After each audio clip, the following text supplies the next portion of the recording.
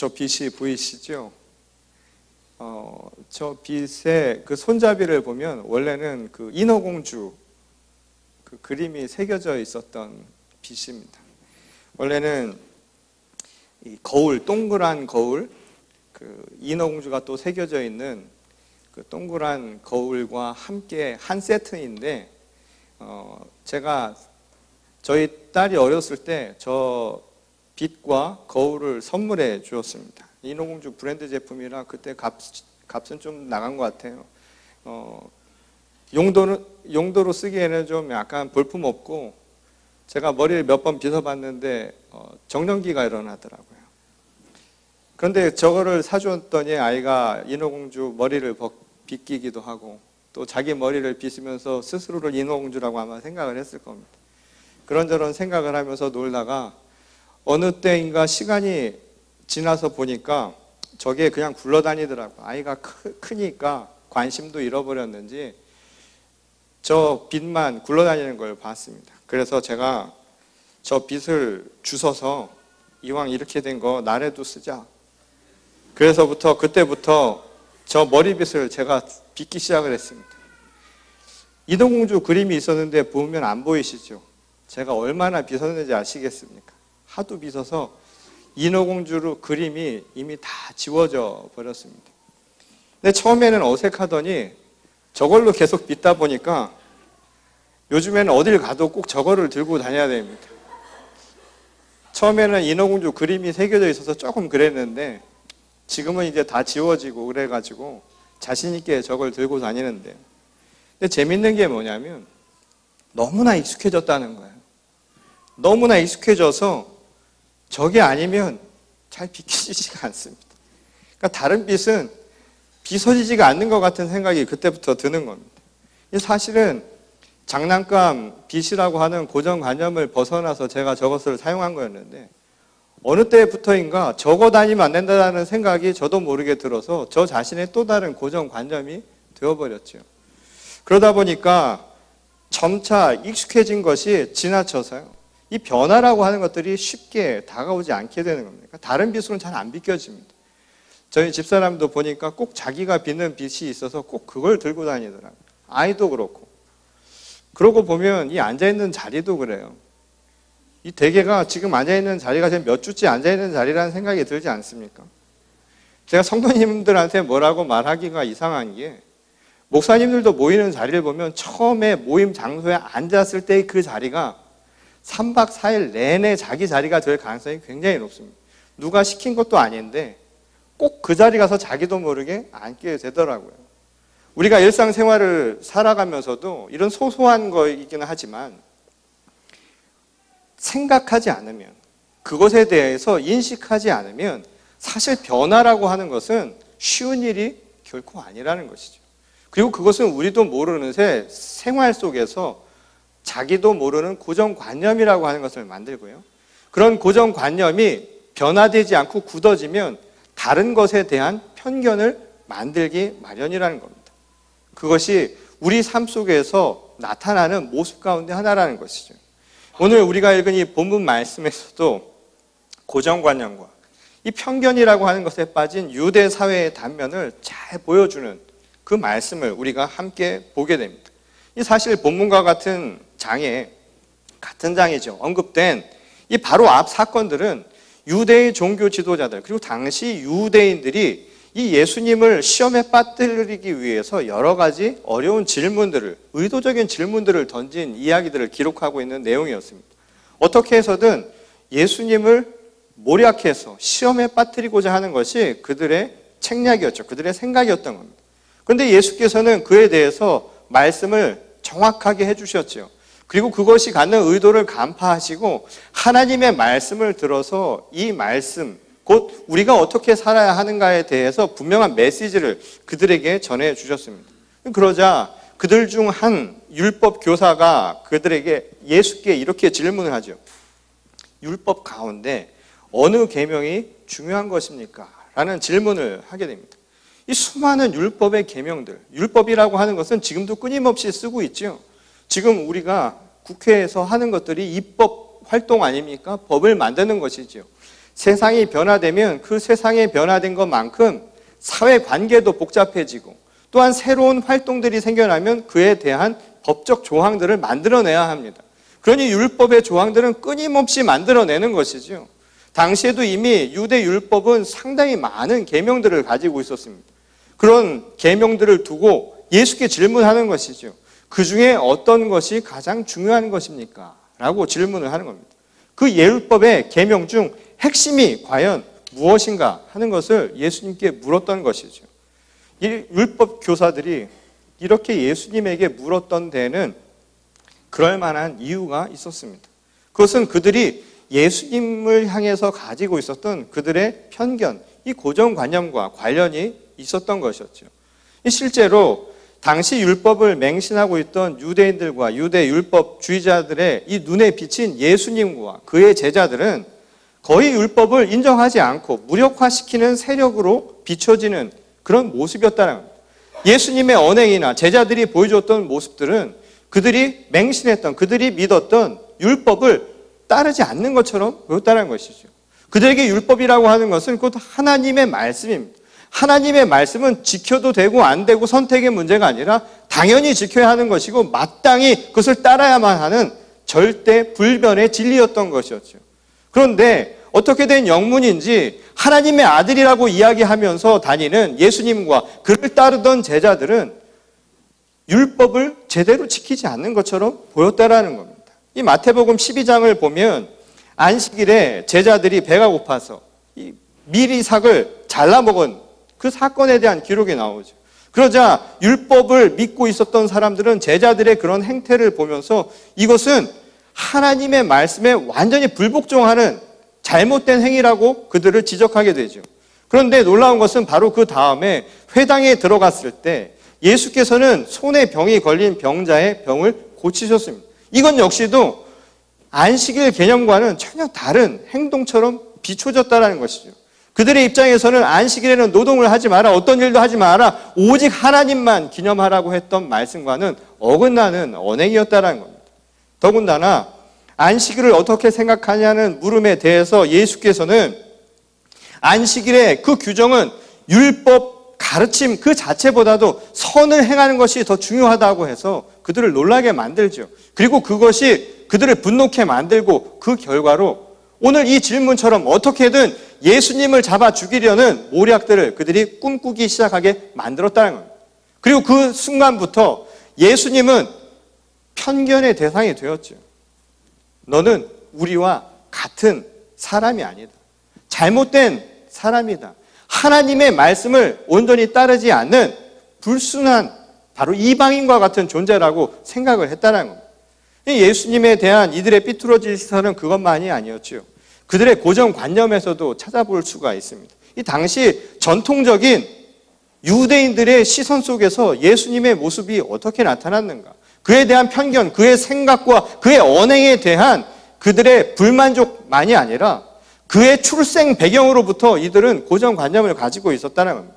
이 마가복음 6장에서는 당시 예수님의 고향 사람들을 비롯한 많은 유대인들이 예수 그리스도를 어떻게 생각했는가를 우리에게 잘 보여주는 단서를 우리에게 가르쳐주죠. 고향 사람들이 그를 존경하지도 않았을 뿐만 아니라 달갑게 여기지도 않았다라고 기록하고 있습니다. 심지어 나중에 제자가 된 이 나다나엘이라는 사람도 이 빌립이 처음 그를 소개했을 때 예수님을 보고 그런 생각을 했죠. 나사렛에서 무슨 선한 것이 나오겠느냐 라면서 못마땅해 하고 다시 말해서 무시하는 듯한 이 발언을 한 것을 우리가 알고 있습니다. 이 한마디로 당시 유대 사회의 전통이나 오늘날 우리가 가지고 있는 편견 속에서도 나타나는 것처럼 지역적 또는 직업 그리고 그의 출신 배경에 대한 일종의 사람들의 편견이 자리 잡고 있었다는 거예요. 그가 그렇게 이야기하는 것을 들으면서 사람들은 이것을 떠올리게 되었다는 겁니다. 학벌도 형편없고요. 가정 형편도 보니까 보안이 아무것도 아닌 것 같고 출신 배경도 남에게 보여줄 만한 것도 아니고 가정 배경도 훌륭한 것도 아니고 뭐 하나 내세울 것 없는 그런 사람이었다라는 생각이 이들의 생각 속에 꼭 잡혀 있었다라는 것이었죠. 그리고 이것은 결국 유대의 많은 사람들, 특히 율법주의자들에게 예수에 대한 아주 부정적인 시각을 만드는 결정적인 요인 가운데 하나였다는 겁니다. 그래서 그들은 그런 생각을 했지요. 적어도 이 사람은 자신의 우리들과는 다른 종교적 전통과 또한 가르침에서 벗어나 있는 일종의 이단화 정도로밖에 생각하지 않았다는 겁니다. 그 이단화가 무엇보다 출신 배경도 형편없는, 우리와는 비교도 안 되는 견줄 만한 존재가 아니었다라는 것이 이들의 자존심을 상하게 만들었다는 것이죠. 그러니 오늘 이 질문은 바로 이러한 전제 속에서 던진 질문이라는 것을 우리가 알 수 있다는 겁니다. 생각도 다르고 율법에 대해서 해석할 수 있는 그렇다고 능력이 있는가? 출신 배경이나 그가 가지고 있는 모든 것을 아무리 뒤져봐도 눈 뜨고 살펴보려고 해도 없다라고 하는 것이 바로 그들의 생각이었다는 겁니다. 그러니 사실상 이 질문을 한 것은 그를 도전해 온 것이지요. 네가 율법을 몰라서 그러는 거지. 네가 과연 알면 얼마나 아느냐라는 식으로 이야기를 했다라는 겁니다. 뭣도 모르는 게 설친다라는 것이 어쩌면 그들이 가지고 있었던 이 속내였을지도 모른다는 것이죠. 그러자 예수께서 마치 그들의 심중을 이미 다 꿰뚫고 계신 것처럼 오늘 말씀을 하시죠. 그들이 그렇게 중요하게 여기던 바로 율법의 말씀을 요약해서 한마디로 이야기해 주십니다. 이건 마치요, 사법고시를 패스하고 대법관과 같이 사회적인 명망을 가진 사람들이 뭐 말만 하면 법 얘기하고 하는 사람들, 뭐 법 필요 없다고, 뭐 살아보니까 법 뭐 아무것도 아니라고 생각하는 사람들 보면서요, 네가 알면 뭘 하냐고요. 무지랭이 같은데 배운 것도 없고 법이라고 하는 것에 대한 그 핵심을 네가 알고는 있느냐라고 하는 이 질문에 대해서 모든 중심을 꿰뚫고 대답하는 그 무명의 사람처럼 오늘 예수께서는 분명하게 율법의 가장 중요한 핵심이 무엇인가를 우리에게 이렇게 이야기를 했습니다. 이 신명기와 레위기에 기록된 말씀이었죠. 먼저 오직 한 분이신 너의 하나님을 내 모든 것을 다해서 사랑하라는 것과, 그리고 너의 이웃을 내 몸처럼 사랑하라라는 바로 이 두 계명의 말씀이었습니다. 그리고 말씀하시기를 이 율법의 말씀이 모든 것의 본뜻이라고요. 이 율법의 조항이 다른 모든 계명들의 위에 있는 것이다. 이것에 의해서 결정된다라고 말씀을 해주셨습니다. 쉽게 말하자면 이 두 개의 계명이 가지고 있는 본뜻을 통해서 모든 법들, 율법의 조항들이 바로 그 안에 속해져 있는 것이다. 그것을 통해서 바라봐야 한다라고 말씀을 해주셨다는 거예요. 이것은 오늘날 법을 좀 아는 사람들 다 아는 이야기죠. 이 헌법적인 가치가 모든 법 위에 있는 것 아닙니까? 법이라고 하는 것이 각 조항, 형법이나 모든 조항들이 중요하지만 그 조항들을 해석하고 적용시키는 가장 궁극적인 원리, 참뜻은 어디서 나오니까? 바로 헌법적인 가치에서 나오는 것이죠. 그러니 문제가 생기면 그 해석의 적용에 있어서 헌법적 소원을 하는 것 아닙니까? 그래서 헌법의 가치를 들어서 그 법을 적용시켜도 되는가 안 되는가를 결정하는 게 오늘날 법의 원리 아닙니까? 마찬가지로 예수께서도 당시에 율법의 모든 핵심, 모든 법의 중심이 되는 가치가 어디서 나오는가, 그 본뜻이 어디서 나오는가를 바로 이 두 계명을 통해서 말씀을 해주셨다는 거죠. 그 진정 이 율법에 대해서 아는 사람이라면 하나님을 사랑하고 이웃을 사랑하라고 하는 이 으뜸 계명에 대해서 이의를 달 사람이 아무도 없었을 겁니다. 왜냐하면 이것은 율법주의자들도 분명하게 알고 있는 하나님의 말씀이었고 이것이 모든 것의 근본 원칙이라는 것, 신앙의 근본 원칙이라고 하는 것은 아마 그들도 동의하고 있었을 것이라는 이야기입니다. 율법의 계명과 규칙에 능통한 율법 교사들도 이것을 거부할 수는 없었을 것이라는 이야기죠. 단지 그들은 이것을 적용하고 또한 이것을 실천하는데 예수님과 다른 시선을 가지고 있었을 뿐이라는 겁니다. 실제로 그들은 율법의 계명을 가르치면서 이 말씀을 이렇게 해석을 했다고 합니다. 이 사랑이라고 하는 것, 결국 이 사랑이라고 하는 것도 율법이라는 씨앗으로부터 나오는 새싹과 같다라고 비유를 했다는 겁니다. 곧 하나님을 사랑하고 이웃을 사랑하라고 하는 이 사랑도 새싹이니까 중요한 것은 그 싹을 키우게 만드는 씨앗, 곧 율법이 중요하다는 겁니다. 그러니 율법주의자들과 유대의 전통은 바로 율법을 강조했다는 거예요. 그도 틀린 말은 아니죠. 어떤 의미에서 싹이 나오려면 그것을 틔우게 만드는 씨앗이라는 게 중요한 것 아닙니까? 그러니 율법학자들에게 중요한 것은 바로 이 율법, 씨앗이 되는 이 율법이야말로 모든 것의 중심이라고 그들은 생각을 했다는 겁니다. 원칙적으로 예수님도 이에 대해서 반대는 하지 않으셨죠. 결코 틀렸다라고 이야기한 것이 아니었습니다. 부정한 게 아니었지요. 씨앗이라고 하는 율법의 성격을 결코 부정하지 않으셨다 이 말인 겁니다. 그러나 예수님의 입장에서는 씨앗도 중요하지만 더 중요한 것이 있다라고 보신 것뿐이었죠. 예수께서 중요하게 생각했던 것은 무엇이었을까요? 그것은 바로 씨앗이 틔우는 바로 열매에 있다라고 생각을 했다는 겁니다. 열매가 맺어져야 그 씨앗도 의미가 있다는 게 예수님의 생각이었다는 거예요. 전혀 다른 해석을 하셨던 것이었죠. 열매를 맺지 못하는 가지요. 그것은 불에 태워버리는 겁니다. 그것은 아무 소용이 없습니다. 예수님의 한결같은 말씀이셨죠. 열매를 맺지 못하고 떨어지는 씨앗은 썩어질 뿐입니다. 중요한 것은 바로 열매를 맺을 때 그 씨앗의 의미도 생겨나는 겁니다. 그것이 바로 핵심입니다. 그러니 예수님이 말씀하셨던 율법의 중요한 부분은 무엇이었을까요? 지금 율법의 계명을 이야기하는 게 아니라 이 계명의 본뜻이 무엇이었냐 이 말인 것이죠. 이 계명을 알고 있었던 율법주의자들은 율법 자체가 중요하다고 생각했다 이 말입니다. 하나님 사랑하고 이웃을 사랑하는 것도 기계적으로 적용했다 이 말인 거예요. 예수님은 달리 보셨다고요.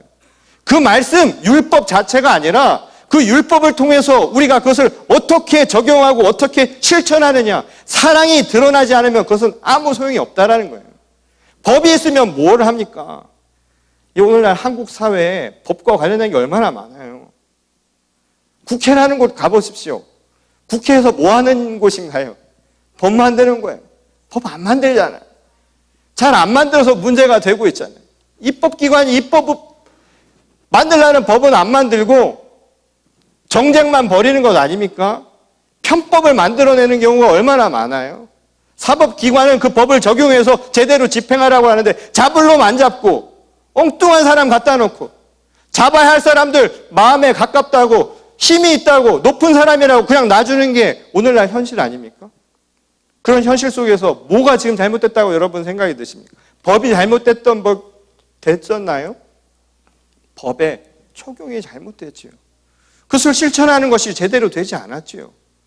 하나님을 사랑하라는 것, 이웃을 사랑하라는 것, 이것은 다 아는 이야기 아닙니까? 이것이 문제가 무엇이 있겠습니까? 이것을 어떻게 적용하느냐, 이것을 실천해내는 열매가 있느냐 없느냐, 우리 삶 속에서 그 새싹을 맺느냐 안 맺느냐, 바로 이 차이만 있을 뿐 아닙니까? 오늘 예수께서 중요하게 생각했던 것은 바로 이것이었죠. 씨앗이 변해야 된다고요. 씨앗이 변해서 열매를 맺어야 된다고요. 씨앗이 변하지 않고 씨앗으로만 있으면 그것은 죽은 씨앗입니다.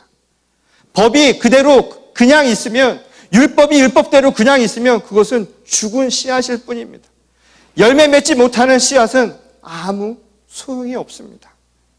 이것이 바로 예수님의 말씀이었다는 거예요. 저는 오늘 이 말씀을 들으며 이 단어를 떠올리게 되었습니다. 예수님이 2000년 전 이 땅에 오셔서 우리에게 보여주신 바로 그 모습은 바로 개혁이었다고요. 개혁의 운동이었다고요. 우리 흔히 Jesus Movement라고 얘기하죠. 예수님의 운동은 다른 것이 아니라 Reformation, 개혁 운동이었다 이 말인 것입니다. 우리를 개혁하기 위해서, 우리를 변화시키기 위해서 이 땅에 오신 분, 바로 그분이 예수님이었다는 거죠. 그것은 마치 500년 전 죽어가는 중세 카톨릭 교회를 다시 변화시켜서 다시 살리려 했던 종교개혁의 의미와 크게 다르지 않은 말씀이었다는 것이죠. 그런데 재미있는 것이 바로 이 개혁이라는 말의 의미입니다. 우리 한국말로 이 개혁이라는 말은 사실은 한자로 만든 말이죠. 이 한자로 개혁은 어떻게 쓰냐 하면요, 고칠 개자에 그리고 가죽 혁자를 씁니다. 그리고 그 의미는 어떻게 사전적 의미는 어떻게 되어 있냐면 고치거나 바로잡아서 변화시킨다. 이것이 바로 개혁이라는 말의 의미예요. 고쳐서 바로잡고 변화시킨다. 근데 참 재밌는 게 왜 우리 한자 문화권에서는 가죽을 썼을까요? 왜 가죽을 고친다고 했을까요? 그 좋은 말을, 개혁을, 좋은 거, 의식을 바꾼다든가, 시선을 바꾼다, 이런 말 안 쓰고 왜 가죽을 바꾼다고 했을까요? 근데 그게 아주 의미가 있는 말입니다. 이 개혁이 가지고 있는 아주 중요한 의미, 참뜻이 그 안에 숨겨져 있습니다. 이 고서에 보면 이 혁자라고 하는 말을 쓴 이유를 이렇게 이야기합니다. 이 혁이라는 단어는, 한자로 혁이라는 단어는 어떻게 나오냐 단어인가 하면, 짐승의 가죽에서 털을 다듬어 없애는 과정이 바로 이 혁이라는 단어가 나온 문자의 의미라는 겁니다. 곧 혁이라고 하는 것은 사용해야 할 본래의 용도와 본래의 의미대로 그것을 변화시켜 나가는 거예요. 개혁이라고 하는 말은 그런 의미에서 어떤 의미냐 하면 변화시키는 건데, 변화시켜서 완전히 새로운 무언가를 만들어내는 것이 아니라 그 개혁의 참 의미는 원래의 뜻, 원래의 기능, 원래의 의미를 살려서 거기에 적합하게 만들어간다라는 의미가 바로 개혁의 뜻이라는 겁니다. 곧 예수께서 오늘 율법주의에 대한 개혁을 행하셨다라고 하는 이 말의 의미는 그런 의미에서 달리 생각해야 한다는 거죠. 율법을 부정해서 새로운 무언가를 만든다라는 것이 아닙니다. 오늘 세상을 뒤집어 엎어서 무슨 새로운 세상, 새로운 새 땅을 만든다라고 하는 것이, 없던 것이 새롭게 생겨난다는 의미가 결코 아니라는 거예요. 개혁의 진정한 의미는 그것이 아니라 우리에게 정말 필요한, 우리가 정말 따라야 할 그 무언가, 원래의 참뜻, 본래의 그 기능을 다시 회복한다라는 의미라는 것이죠. 오늘 예수 그리스도께서 율법주의에 대해서 개혁을 벌이신 이유가 바로 여기 있다는 겁니다. 그리고 그 개혁의 의미는 결국 무엇이었을까요? 그들이 잃어버렸던 것은 과연 무엇이었을까요? 그것은 바로 하나님의 말씀, 바로 그 원뜻 아니겠습니까? 그들이 하나님의 말씀이라고 믿었던 율법이 하나님의 말씀과는 너무나 멀리 벗어나 있다는 것, 그것을 안타깝게 여기시고 예수께서 개혁을 행하셨다, 이 말씀인 것이죠. 다시 하나님의 말씀, 원래의 뜻을 회복시키려 했다, 이 말인 겁니다. 예수께서 우리에게 회복시키려 했던 하나님의 그 말씀, 그것의 본래의 의미는 무엇이었을까요? 하나님은 그 말씀으로 생명을 만드셨습니다. 그리고 그 말씀으로 생명의 원리를 삼으셨죠. 그리고 그 생명을 우리에게 제대로 보여주시기 위해서, 그 말씀의 의미가 무엇인지 모르는 우리들을 위해서 예수 그리스도를 이 땅 가운데 보내신 것 아닙니까? 그리고 그리스도 예수를 통해서 우리에게 그 본래의 의미를 분명하게 오늘 이 말씀을 통해서도 가르쳐 주신 것 아닙니까? 바로 사랑입니다. 하나님의 말씀은 바로 생명을 살아가는 것에 있다는 것이죠.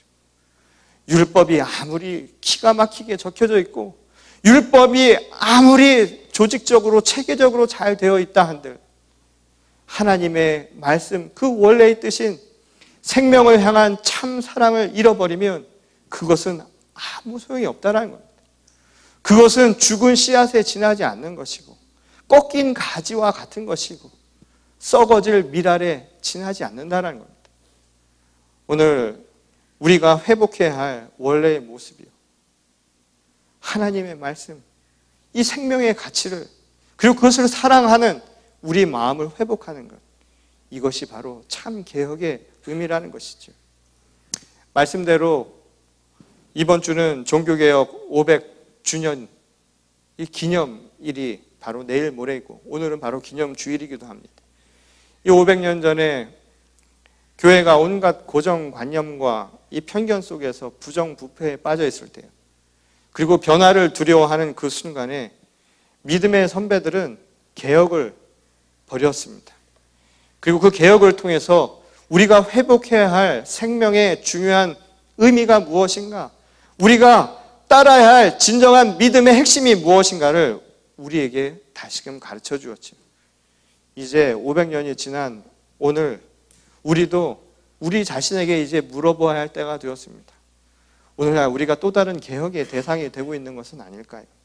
우리도 깎아내야 되고 버려야 되고 다듬어야 될 것들이 지금도 곳곳에 도사리고 있는 것 아닐까요? 그것을 고정과 편견 속에서 그냥 움켜쥐고만 있으려 한다면 우리도 분명 개혁의 대상이 맞습니다. 오늘 우리가 변화되어야 합니다. 교회가 변화되어야 합니다. 참 한국 교회는 타이밍을 참 기가 막히게 맞추는데 아주 무슨 능력이 있는 것 같아요. 500주년을 앞두고 한국의 가장 큰 대형 교회라고 알려져 있는 엠모 교회라는 교회에서 우리 장로교회인데요. 다행히 감리교회가 아니어서. 근데 뭐 감리교회도 할 말 없습니다. 그 대형교회에서 결국은 교단 법을 어기고 결국 아들을 담임 목사로 세습하는 결정을 내렸고, 교회야 그렇다 치고요. 교단도 그렇게 결정을 한 이 신문 보도가 나왔습니다. 그것도 종교개혁 500주년을 바로 앞두고. 기가 막힌 것 아닙니까? 저는 이것이 아주 상징적인 사건이라는 생각이 듭니다. 오늘날 500주년 기념이 아니라 정말 기념은 오늘 우리가 바로 그 개혁의 대상이 되었다는 것을 스스로 인지하는 데서부터 시작한다는 점이죠. 우리 감리교도 만만치 않았죠. 많은 세습과 그리고 잘못된 부정부패, 교회에서 투명하지 못한 재정, 그리고 성도와 또한 목회자 간의 잘못된 이 교회에 대한 문제들, 그리고 의식들, 이 모든 것들이 지금 나타나고 있는 오늘날 교회의 현실이라는 겁니다. 오늘 교회가 변화되어야 될 때가 되진 않았을까요? 여전히 교회에는 10년이 가난한 자가 넘치고 있습니다. 여전히 세상 곳곳에는 안타깝게 죽어가는 자들과 고통받는 우리의 이웃들이 있습니다. 수만 명에 달하는 대형교회 그 안에도 많은 사람들이 조명받는 그 순간에도 세상의 고정관념과 편견 속에서 이방인으로 살아가는 교인들도 있습니다. 오늘 우리가 다시 바라봐야 할, 다시 되돌아봐야 할 부분이 과연 무엇일까요? 그리고 오늘 우리 각자에게 또한 묻습니다. 우리 개인은 과연 예수 그리스도를 진정한 구주로 믿고 내가 하나님의 말씀에 합당한 삶을 지금 살아가고 있는가? 남의 이야기처럼 남의 교회와 남의 이야기만을 행하는 것이 아니라 과연 내 자신은 과연 개혁의 대상은 아니었던가? 오늘 500주년을 맞이하는 이 기념주일날 어쩔 보면 따끔하고 어떻게 들으면 듣기 싫은 그런 이야기인지 모르지만 오늘 이 이야기를 들어야 합니다. 하나님의 말씀은 들어야 됩니다. 듣지 않으면 하나님의 말씀은 소용이 없습니다. 오늘 우리 삶 속에 하나님의 말씀을 듣고 변화될 수 있는 우리 교회와 성도들이 될 수 있기를 소망합니다. 참 개혁을 우리 자신의 삶으로부터 시작하여서 우리 교회가 이제 앞으로 그 개혁의 중심에 서 있는, 그래서 그 개혁을 위하여 참 생명의 의미와 또한 참 사랑을 함께 실천해 나가는 우리 모두가 될 수 있기를 주님의 이름으로 간절히 축원합니다. 우리 다 같이 기도하시겠습니다. 하나님 감사합니다. 오늘도 우리 가운데 살아계시고 또한 우리 가운데 역사하심을 저희들이 입술로 고백합니다. 주님, 그럼에도 불구하고 우리는 보여지는 것들에 마음을 빼앗기고 살았던 것은 아니었을까요? 신앙도 죽은 신앙처럼 저희들이 맹신하며 살았던 것은 아닙니까? 너무 변화에 두려워한 나머지 집착하고 또한 그 집착이 또 다른 편견을 낳아서 다른 이들을 심판하고 또한 다른 이들에게 아픔을 주었던 우리 자신은 아니었을까요? 교회가 하나님의 말씀에 온전히 서지 못해서 생명에 대한 가치보다 물질에 대한 가치가 더 높이 여김받고 한 생명의 소중함보다 알 수 없는 다수의 그 수, 바로 거기에 빠져서 우리들은 하나님의 귀한 생명의 가치를 잊고 지낸 것은 아니었던가? 종교개혁 500주년을 맞이해서 우리의 눈이 헛되어지기를 원합니다. 그리고 여전히 고정관념과 편견 속에서 이방인 취급받으며 살아가는 많은 이들, 사랑의 대상이었음을 깨닫게 하시고 소통하며 서로 함께 만들어가는 우리 교회와 또한 이 땅의 나라가 되게 하여 주시옵소서. 하나님, 오늘 이 시간 우리의 마음을 고백할 때 우리 자신의 삶도 변화되기를 원합니다. 하나님의 말씀에 제대로 서지 못했던 우리 자신을 하나님의 말씀이라는 거울 앞에 비추어 반성케 하시고 성찰하는 주의 자녀들이 되게 하여 주시옵소서. 깨닫지 않는다면, 회개하지 않는다면, 그리고 그것을 우리가 실천해내지 않는다면 하나님, 저희는 아무것도 아님을 저희들이 깨닫게 하시고, 하나님, 이 시간 이 자리를 떠날 때에는 하나님 신실한 마음으로 변화되게 하여 주시옵소서. 열매 맺는 새싹들이 되게 하셔서 하나님의 거룩한 자녀와 교회가 되게 하여 주시옵소서. 특별히 이 시간 상처받은 영혼들 위해 하나님께서 위로하시고, 또한 고통받는 이들 위해 하나님 함께 하셔서 그들의 영육을 강건케 하시고 하나님 안에서 참된 자녀로, 또한 하나님의 거룩한 성도로 거듭나게 하여 주시옵소서. 오늘 이 시간 함께 하신 것에 감사드리오며 살아계신 우리 주 예수 그리스도의 이름으로 간절히 기도드렸습니다.